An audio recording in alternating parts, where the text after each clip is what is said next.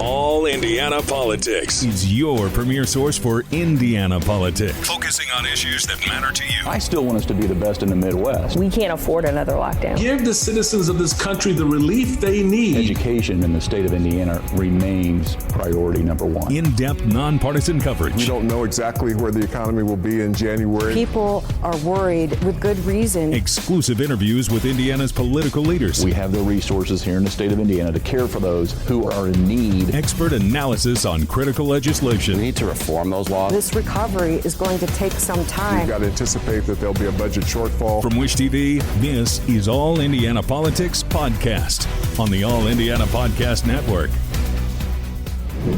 Good morning and welcome to All Indiana Politics. I'm Garrett Bergquist in for Phil Sanchez. The federal budget bill has big changes in it for Hoosiers on Medicaid. The Congressional Budget Office estimates Indiana would lose 15% of its Medicaid funding over the next 10 years. Able-bodied adults without dependents would have to work, volunteer, or be enrolled in school for at least 20 hours per week.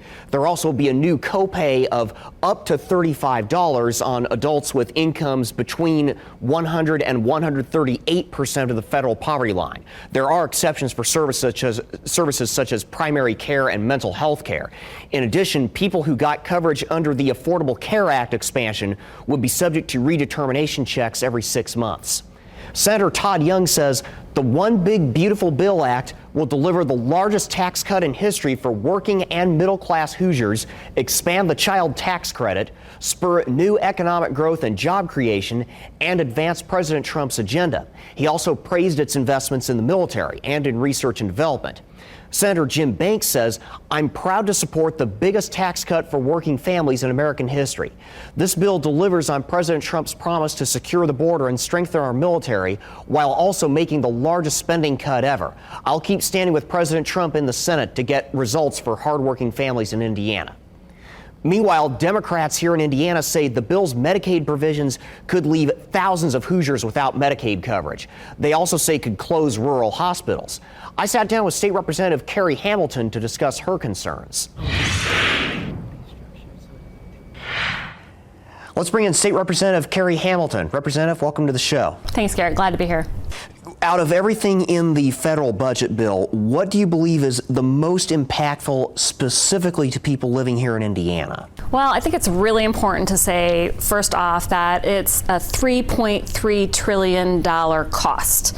So this is probably, I've seen estimates that it may be the most expensive bill that Congress has passed, if they pass it, in about 60 years. That's alarming. That should be alarming to all Hoosiers. But when we think about Indiana in this federal budget, we also need to know that Indiana is the third most reliant state on federal support. So we know this is going to cause pain for Indiana. A recent estimate showed 230,000 Hoosiers will lose their access to health care. And that also translates to maybe a dozen hospitals closing across the state. So we have that direct impact on 230,000 Hoosiers and their families with lack of access to health care, hospitals closing, and the fall-on negative effects that has for those communities and anyone that uses that healthcare service in those communities. So that's probably the biggest blow of a few that we're going to see here in Indiana. Now, many of the people who use Medicaid and SNAP already work, and quite a few are full-time caregivers for people with serious disabilities. Those are both exemptions in Indiana's new work requirements. Are those people's fears about losing their benefits overblown? They already, at least on paper, meet those exemptions. Well, the challenge is this bill is creating a whole new bureaucracy when the Indiana Republicans have shown they support with the new state budget doing similar requirements. So we're creating paperwork for folks to prove their eligibility. And as other states have rolled this out, including Georgia, for example, they've shown that people who are eligible, who are working and are eligible, have a hard time proving their eligibility because the system is so complex. So we understand that many people will lose health care who are eligible simply because we're spending all of this money to create a bureaucracy that they can't navigate. It's really designed to fail them. Democrats, in a lot of their criticisms of the cuts to Medicaid, say that they will actually lead to increased health care costs to the state. Can you explain exactly how that would work and how specifically that would end up landing in the taxpayer's lap? Yeah, there are a variety of ways. I'll point to, so if we think of 12 hospitals closing, that means there's more pressure on other service providers in neighboring areas, more pressure on our emergency rooms when people lose health care. All of that means the system becomes more expensive and bogged down. This is really a big concern for Indiana, and certainly losing the reimbursement rates for health care for 230,000 Hoosiers, reimbursements that go to support those rural hospitals in particular, is just a massive drain and cost to our state. Explain the impact that this federal budget is going to have on the state legislature's policymaking decisions when you reconvene in January. And for that matter, how would it affect some of the things that the legislature already passed during this session? Well, so let's talk about, we've talked about health care. So there's clearly, if we're losing 230,000 Hoosiers support from the federal government, we as a state have to decide if we're going to try to backstop that or not. My sense is my Republican colleagues across the aisle are not interested in doing that. We also have a massive hit to food stamps. We've seen Indiana's food banks raise up alarm bells across the state as a network of food banks because they're not going to be able to fill the gap. So we're going to have, folks and communities in every corner of our state not have access to food. These repercussions will impact our state and its operations in ways we can't yet anticipate. I do believe there's going to be more pain for Hoosiers, and that I'm not convinced that, based on what we've just seen in the most recent legislative session, that when we come back, we'll be willing, that the majority party will be willing to help relieve pressure on Hoosiers and ultimately on our economy that we're going to see from this big budget-busting bill. What else in the federal budget bill are you concerned about? I'm also disappointed in the attacks on new manufacturing and clean energy manufacturing support. So we've seen in Indiana a huge benefit from new manufacturing sites coming online as a result of the Inflation Reduction Act. This bill is proposed to cost us about 5,000 jobs in the clean energy sector. And one particular example that I can point to is in southern Indiana. So about 2 years ago, maybe a year and a half ago, it was announced that a Canadian company was going to spend $800 million to build a new solar manufacturing plant in southern Indiana. That plant is far along in construction, and now because of this bill, this federal bill, they may not be able to open their doors. That has significant economic repercussions for southern Indiana, and also just for the ability to create new, clean, cost-effective, really inexpensive energy in our state. Councils. Indiana's own state-level Medicaid changes are now in effect. You now have to work, volunteer, or take part in a work program for at least 20 hours per week. There are exceptions for people who are medically certified as physically or mentally unfit for employment. You're also exempt if you're pregnant or have a child under age 16, or if you're caring for someone with a serious medical condition or disability. People receiving unemployment benefits also are exempt. Coming up, families who use Medicaid fear the new work requirements might jeopardize their coverage. I'll bring you one man's story next. Welcome back. A Greenfield man who has muscular dystrophy tells me changes to Medicaid eligibility rules likely would kill him. His medications and equipment cost thousands of dollars, and his mother has to provide round-the-clock care. Jonah Jacobs tells me the Family and Social Services Administration already has taken months to review whether it will cover his medical equipment. Now he and his mother say they're afraid they're about to lose it all. Why? It's a piece of plastic. It is what it is. Jonah just found out how much this broken mud flap from his wheelchair will cost. More than $1,300. These are batteries. You can hear it back there. Those are his batteries. Any water that gets in there will completely fry this wheelchair. Jonah's used a wheelchair since he was 16. He's 24 now. I require 24/7 assistance from people. I have to make sure I take my medicine, because if I don't remember to certain medicines, like it can kill me. I have to do extra steps to do basic things like use the bathroom, go eat. That requires very specialized and very expensive equipment. This lift costs $5,000. I need this to get in and out of bed, on and off the toilet, back in and back out of my wheelchair, to even go to the floor if I need to stretch out and stuff. And it is falling apart. But he's been waiting since December to find out whether they'll cover it, or a new wheelchair, or even his ongoing physical therapy or medications. Jonah's mother, Pam, cares for him around the clock. It costs a lot less for me to take care of my son than sending him away. A whole lot less. And he's happier and more stable and gets the best care he can get. Pam says their only sources of income are Medicaid and whatever she can make by selling homemade crafts. Indiana's new Medicaid work requirements include an exemption for parents providing for a person with a serious medical condition or disability. But Pam worries she'll lose access anyway. She says the FSSA is very slow to respond to her follow-ups. We don't know if we're going to pay rent next month. We don't know if I'm going to pay the phone bill, when it's due again. We don't know any of that.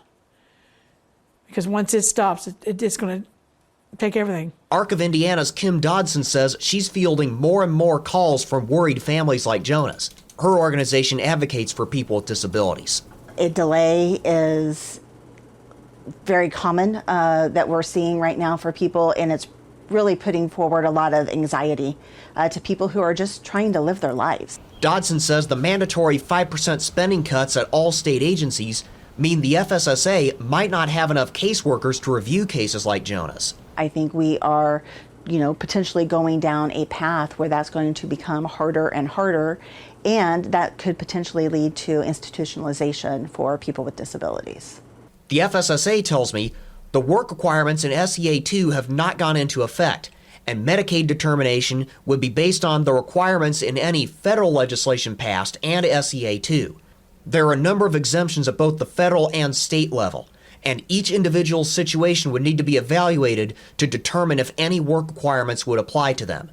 They would not make anyone available for an on-camera interview. Pam says Jonah could lose his Medicaid benefits at any time. In the end, that could cost him his life. For a wheelchair person, that's not good at all. And because I'm basically don't have medication, I'm dead in a month. I have a month to live. I have to go to work. Yeah, and she has to go to work, which won't be worth it because in a month I'll be dead. Coming up, Indiana's best political team takes on the changes to Medicaid and more decisions that affect your life. Welcome back to All Indiana Politics as we welcome in two members of Indiana's best political team, Republican Allie Bartlett and Democrat Dana Black. Welcome back to you both. So, Allie, let's begin with you. We just heard about the Jacobs family's problems with the FSSA in our last segment, and they're not the only Medicaid users who report long delays. On paper, they would qualify for an exemption to Indiana's new work requirements as well as the proposed federal work requirements. They're worried, though, that their paperwork problems might cost them their coverage. Are those fears valid? Listen, I know that there are a lot of questions floating around out there right now about work requirements and potential delays and all these things. It's a scary process no matter what, if there are changes or not. I'm not sure, though, that if they are exempted on paper, like you said, that they should be concerned about ultimate loss of coverage. I don't think that administrative delays are necessarily going to, automatically remove anyone from coverage. So I think that everyone needs to just kind of take a step back and realize that while work requirements are going to go into place if the big beautiful bill passes, which we expect it to, that doesn't automatically mean you're just going to get kicked off of coverage. I think that's a huge, misnomer that's out there. There are a lot of exemptions in place, and there are a lot of different ways that people can keep coverage. This is not just going to kick people off of Medicaid and the next day you lose everything. That's just not how it's going to work out. Dana, given the rapid growth in Medicaid over the past few years, it is the fastest growing part of the state budget, and it's growing at the federal level as well. Shouldn't we prioritize care for those who truly cannot work? Absolutely. But if you look at this bill overall, this big, I call it the big ugly bill, okay? I can only think of a few pieces of legislation that are more harmful and hurtful to the humans of America. Dred Scott, Chinese Exclusion Act. I don't know, just to name a few. We are literally cutting money from the most vulnerable people in America to give billionaires and millionaires a tax break. I need us to wrap our heads around what we're doing here. We're shifting money from those that really need our help. We're taking them from rural hospitals. We're taking them from Pell Grants for people who want to go to college. This bill, and Medicare and Medicaid is also funds a lot of our rural medical institutions, and also people are on these programs of they're getting Medicaid and Medicare and they don't know that they're getting it because it's listed under a different name, like Indiana HIP or whatever we call it here. It's called a different name. Overall, I'm struggling with the idea that we are taking money from the most vulnerable places in our society to make sure the wealthiest people who will never be able to spend all of that money anyway to get another tax break. I want to respond to one thing on that, because I do think it's a misclassification to say that we are taking money away from the most vulnerable, because what we're doing is actually ensuring that the most vulnerable are receiving the care that they need. We're actually protecting and bolstering Medicaid coverage for people who actually need it, when people who are on it right now that absolutely could be working, able-bodied adults who are not at home taking care of their kids. There are a lot of exemptions, like I said, to these Medicaid work requirements. We're taking coverage from them, which prevents fraud and abuse of our system, so that we can ensure for years to come that people who really need that type of coverage have it. Otherwise, we're going to completely spend down all of the funding for those that need it the most. If people are abusing the system, that's what we're trying to eliminate here. Allie, come on. If most of our rural institutions rely on that Medicaid money, then how is it that it's somebody being fraudulent? Now, actually, all the people that got counted for fraud have been Republicans who were elected in the, I think about the Florida Senator Scott, when he got busted. But here's the thing. You're cutting the bucket, the big bucket, to give tax breaks to wealthy people. You're taking money from... We're actually giving tax breaks to all Americans. But are they going to actually see it? But are they going to see it when they have to pay more for health care? If this bill didn't pass, Americans would feel a tax increase of up to $2,000 a year immediately. They're making it more difficult for you to get on the ACA. They're making it difficult for you to have access to health care. We're making it difficult for people who could be abusing the system to have access to free health care. We're beginning to get a little low on time. I do want to address another point, and that is, how might federal Medicaid changes affect the decisions that state legislators make around the program going forward? Dana, I'll start with you. This is absolutely Mike Braun's dream. He wants to gut every social program, in my opinion, that helps the poor, low-wealth people in our state. This is going to be great for him. He's going to, whatever the federal government wants to do, he's going to push it right on down, because he is a Trumpite, and he is going to keep pushing whatever the president wants to do right down to Indiana, including cutting education programs from our publicly funded universities. So Mike Braun's going to be happy with all of this. And Allie, I will let you respond to that. But also, we saw Senator Tom Tillis of North Carolina vote no on this bill specifically because of the Medicaid issue, and then announced that he was not going to run for another term after President Trump vowed to back a primary challenger. Has the Republican Party writ large shifted in its attitude toward Medicaid? No, I don't think that there's necessarily been a shift in our attitude towards Medicaid, but I think what we're seeing is that states who are fiscally responsible and have accounted for these things already, like the state of Indiana, are going to be fine. And that's why we are able to fully support this shift in accountability to make sure that we can protect the most vulnerable who really need these things moving forward. That's the whole point here. We're shifting accountability back to the states where it should be, and a state like Indiana is glad to accept that accountability because we're in a great economic position to do so. We want to support protecting Hoosiers who really need access to these resources and kick off everybody who doesn't and make them go get a job and pay for their own health care just like we all do. Are we talking about the same Indiana government that mismanaged DCS and FSSA and lost like a couple $1 million and we're short? They're the ones you're talking about? Okay, no, I think Lisa Murkowski in her vote tells everything we needed to know. She was a no on this bill until they said, you know what? we'll take Alaska out of it. They're all exempt. And then she voted yes. She recognized that this bill was harmful to her constituents in Alaska, but she didn't care enough about the rest of America to vote no on this bill. I think that's completely different. We're mischaracterizing because the state of Indiana has the ability to manage these types of cuts because we're fiscally responsible already. We've already seen they can't do it. Unfortunately, we're going to have to leave it there. We're about out of time. Allie and Dan, thank you both for coming in today, and we will be right back. You weren't supposed to be that good. Thank you for joining us for All Indiana Politics. We'll be back here next Sunday morning at 9:30. And be sure to check out the All Indiana Politics podcast online at wishtv.com. Have a great rest of your weekend. From Wish TV, this is All Indiana Politics Podcast on the All Indiana Podcast Network. Watch All Indiana Politics live Sunday mornings at 9:30 on Wish TV and at wishtv.com. Subscribe to this podcast and listen weekly here on the All Indiana Podcast Network. And be sure to discover even more great podcasts at allindianapodcastnetwork.com.